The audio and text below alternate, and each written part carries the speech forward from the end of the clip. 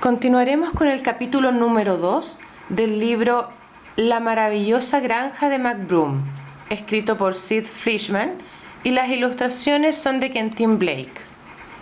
Este capítulo se llama McBroom y el vendaval. No se puede negar, a veces corre algo de vientecillo aquí en la pradera. Sin ir más lejos, el año pasado sopló un viento por encima de nuestra granja que arrastró con él un balde de leche fresca. Al día siguiente volvió a buscar la vaca. Pero no era ese el feroz viento ululante del que quería hablarles. Aquello no fue más que un pequeño soplo sobre la pradera, sin importancia en realidad. Apenas si puede uno alardear de él. El que me rompió la pierna fue el gran viento. No pretendo que me crean aún. Lo mejor será que empiece contando lo del vientecillo menor y que poco a poco vaya llegando al huracán que me rompió la pierna. Recuerdo perfectamente el primer viento sobre la pradera que llegó precipitándose después de comprar nuestra maravillosa granja de media hectárea. Señor, esa tierra sí que era rica, la mejor tierra del país. No hay ni una sola cosa que no crezca en nuestra tierra, y más rápido que un rayo. En la mañana de la que les hablo, los niños me estaban ayudando a poner tejas de madera en el techo. Yo había comprado un saco de clavos, pero pronto comprobé que eran un poco cortos. Los enterramos en nuestra maravillosa tierra y los empapamos bien de agua. Al cabo de 5 minutos habían crecido lo menos un par de centímetros. Así que allí estábamos, encima del tejado, martillo en mano, dándole a las tablillas. Al principio no había en el cielo ni una sola nube. Los pequeños jugaban a las bolitas por toda la granja y las niñas saltaban la cuerda. Cuando hube clavado la última teja, me dije a mí mismo: Josh McBroom, este tejado sí que está sólido, durará 100 años. Justo en ese momento sentí una brisilla recorriéndome la nuca. Un momento después, una de las niñas, fue Polly, recuerdo, me gritó: «Papá, ¿tienen alas las liebres?» Yo sonreí. «No, Polly». «Entonces, ¿cómo es que hay una bandada de liebres volando sobre la casa?» Miré hacia arriba. ¡Santo cielo! Cientos de conejos volaban por encima de nosotros en formación de V perfecta, agitando las orejas. En ese momento me di cuenta de que se nos venía encima un ligero vendaval. «¡Corran todos!», les grité a los niños. No quería que el viento los agarrara de las orejas y se los llevara dando tumbos por los aires. Will, Jill, Hester, Chester, Peter, Polly, Tim, Tom, Mary, Larry y la pequeña Clarinda a casa, corriendo. El cordel de la ropa estaba empezando ya a dar latigazos como cuando los niños baten la cuerda para saltar. Mi querida esposa, Melissa, que había estado preparando una hornada de galletas, abrió la puerta de par en par. Nos precipitamos adentro justo a tiempo. El viento nos perseguía a los talones como una manada de lobos, con la intención de colarse hasta dentro e instalarse como en su casa. Los vientos de las praderas no tienen educación ninguna. Le dimos con la puerta en las narices. Pero ese viento no se lo tomó a bien. Golpeó y embistió contra la puerta mientras todos nosotros la empujábamos y sujetábamos para mantenerla cerrada. ¡Dios, qué combate! ¡Cómo crujía y temblaba la casa! «¡Empujen, corderitos míos!», grité. «¡Fuerza!». En ocasiones, las tablas de las puertas se curvaban como las de un barril. pero conseguimos dejar al otro lado a aquel viento ululante. Cuando comprobó que no había manera de atravesarnos, el céfiro se coló rodeando la casa hasta llegar a la puerta trasera. No obstante, nuestro hijo mayor, Will, fue más listo que él. Apiló la hornada de galletas recién hechas de mamá detrás de la puerta trasera. Mi querida esposa, Melissa, es una maravillosa cocinera, pero sus galletas son tremendamente pesadas. Proporcionaron un magnífico contrapeso para la puerta. Pero lo que más me preocupaba era nuestra maravillosa tierra. Aquel viento ladrón era capaz de arrebatárnosla, dejándonos con un agujero sin valor en el suelo. ¡Empujen, corderitos míos!, grité. ¡Fuerza! El combate persistió durante 1 hora.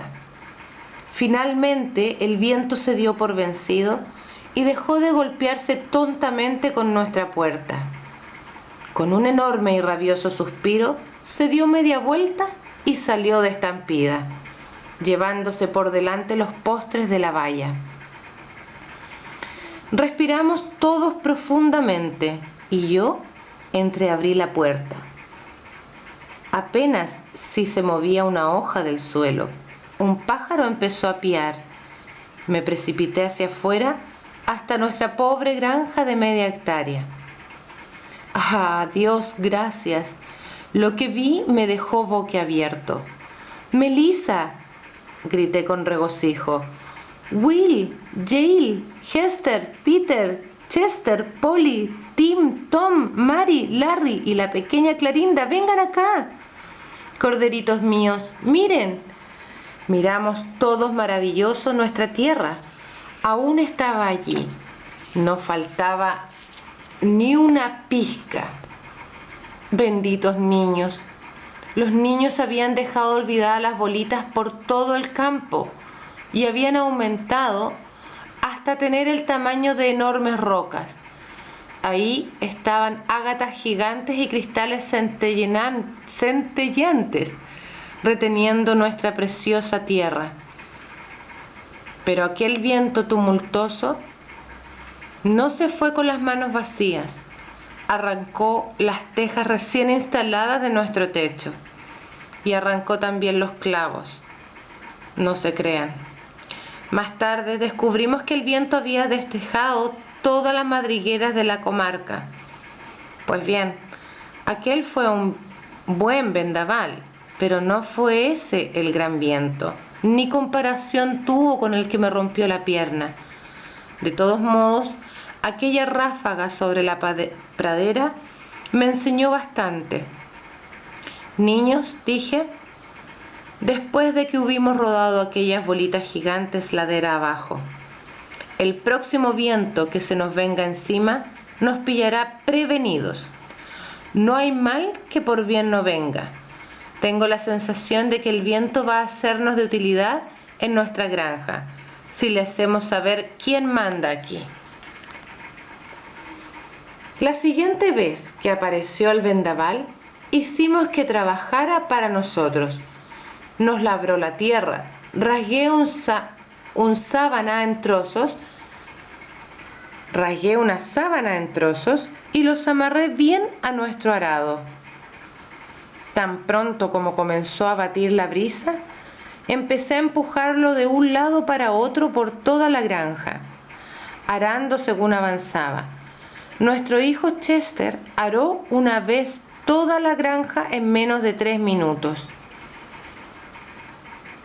En la mañana del Día de Acción de Gracias, mamá les dijo a las niñas que desplumaran un gran pavo para la cena. Era una tarea que no les gustaba mucho, pero en ese momento llegó otro vendaval sobre la pradera. Las niñas ataron el pavo fuera de la ventana y el viento lo desplumó hasta la última pelusa. Sí, nos pusimos muy contentos al ver acercarse aquella ráfaga. Los niños siempre estaban queriendo salir a jugar con el viento, pero mamá tenía miedo de que se los llevara por los aires. así que le construimos zuecos a prueba de vientos con sólidas ollas de fierro. Afuera, en el viento, resultaban ligeros como plumas. Las niñas saltaban al cordel con las cuerdas de la ropa. El viento hacía girar la cuerda, claro. Más de una vez vi a los niños ponerse los zuecos a prueba de viento y empezar a dar zancadas por todos lados con un gran embudo de latón y todas las botellas y jarras vacías que encontraban. Rellenaban aquellos recipientes hasta el borde con viento de la pradera.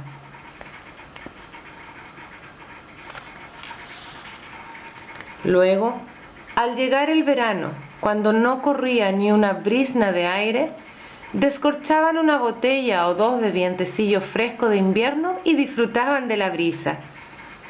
Naturalmente, cada otoño teníamos que preparar la granja contra el viento.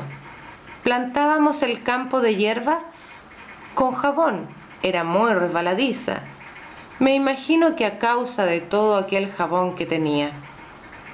El viento se deslizaba por encima y escapaba de la granja sin conseguir hacerse con una pizca de tierra. Para entonces, los niños y yo habíamos vuelto a poner tejas en el techo. Empleamos tornillos en lugar de clavos. ¡Horror! Entonces llegó el gran viento. Empezó muy suavemente. Solo había algunas liebres y un par de vacas volando hacia atrás por los aires. Nada fuera de lo corriente.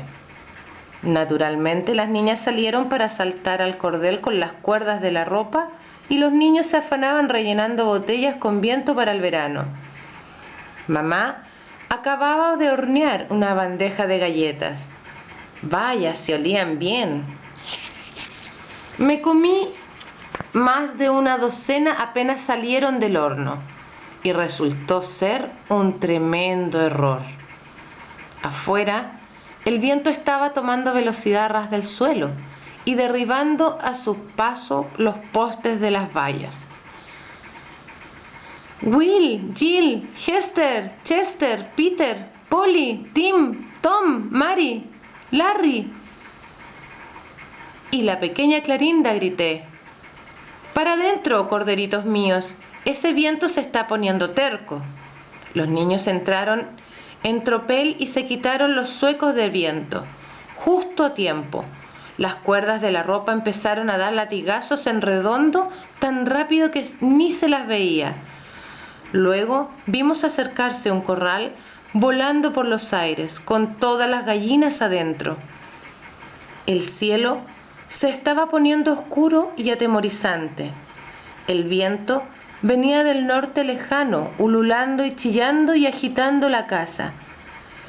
En el armario, las tazas tintineaban sobre los platillos. Al poco rato, vimos unas enormes bolas de pieles rodando por toda la pradera como si fueran remolinos de hierbas secas.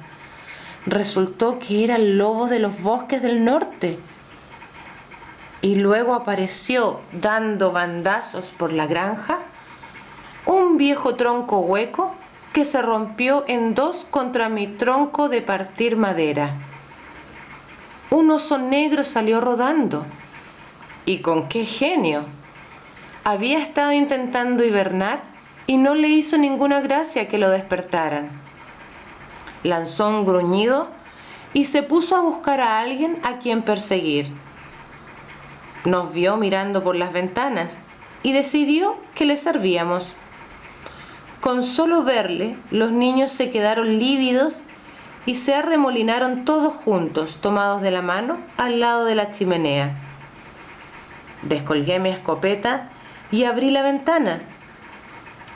Eso sí que fue un error. Sucedieron dos cosas de golpe. El oso se nos estaba acercando y con la prisa se me había olvidado calcular la dirección del viento.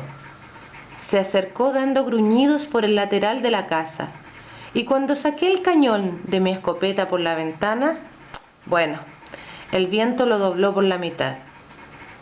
Aquel disparo salió pitando en dirección al sur. Más tarde descubrí que había derribado un par de patos allá en México. Pero peor que eso fue que al abrir la ventana entró tal ráfaga de viento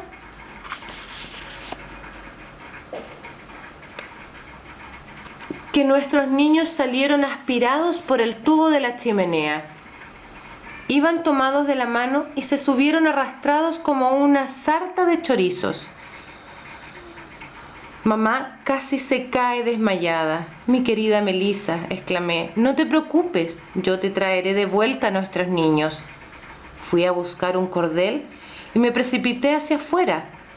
Podía ver a los niños en lo alto del cielo volando en dirección al sur. También podía ver al oso. Y él podía verme a mí. Me dio un gruñido mostrando una hilera de dientes que parecían clavos roñosos. Se levantó sobre sus patas traseras y se me acercó con unos ojos que brillaban como bolas de fuego. No quería tener que batallar con aquel monstruo, así que me escabullí detrás de los cordeles de la ropa. Con un ojo no perdía de vista al oso y con el otro miraba a los niños. Estaban ahora volando sobre la comarca y apenas sí tenían el tamaño de unos mosquitos. El oso cargó hacia mí. El viento estaba agitando los cordeles de la ropa tan rápido que no podía verlos y arremetió de plano contra ellos. ¡Dios! ¡Qué brincos daba! Saltaba como un ají rojo, solo que más rápido. Se había quedado atrapado entre el cordel y no podía saltar fuera. Así que yo no perdí ni un instante. Empecé a agitar los brazos como un pájaro. Era un gran viento, tan enorme que me imaginé que podía seguir a los niños volando. El viento me daba tirones e intentaba aspirarme, pero no era capaz de levantarme ni un ápice del suelo. ¡Demonios! Había comido demasiadas galletas. Pesaban como plomo y me sujetaban al suelo. Los niños se habían perdido casi de vista. Corrí hacia el granero a buscar el arado de viento. Una vez en la brisa, la sábana se infló. Salí disparado como una bola de cañón, dejando un profundo surco a mi paso. ¡Pero qué velocidad! Hacía una velocidad media mucho mayor que la de mis niños. No quitaba las manos del mango del arado y lo conducía por entre graneros y establos. Vi cómo estallaban haces de paja por el viento. De aumentar aún más el vendaval, no me hubiera sorprendido ver volar al sol. Seguro que antes de mediodía habría llegado al sur. Seguí arando sin parar y al cabo de un momento había alcanzado a los niños. Seguían tomados de la mano justo por encima de las copas de los árboles. Al poco tiempo estaba al alcance de sus oídos. «Valor, corderitos míos», les grité, «no se suelten».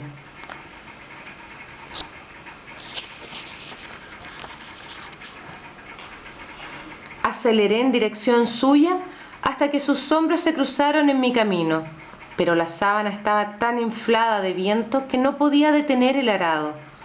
Antes de que pudiera soltar el mango y saltar, había navegado varios metros por delante de los niños. Solté la cuerda hacia arriba. Les grité a los niños a medida que se me acercaban por los aires: «¡Aguanten firmes!». A Hester se le escapó la soga, lo mismo que a Jill, a Peter, pero Will consiguió agarrarla. Tuve que clavar los talones firmes en la tierra para poderlos sujetar y luego empecé a retroceder.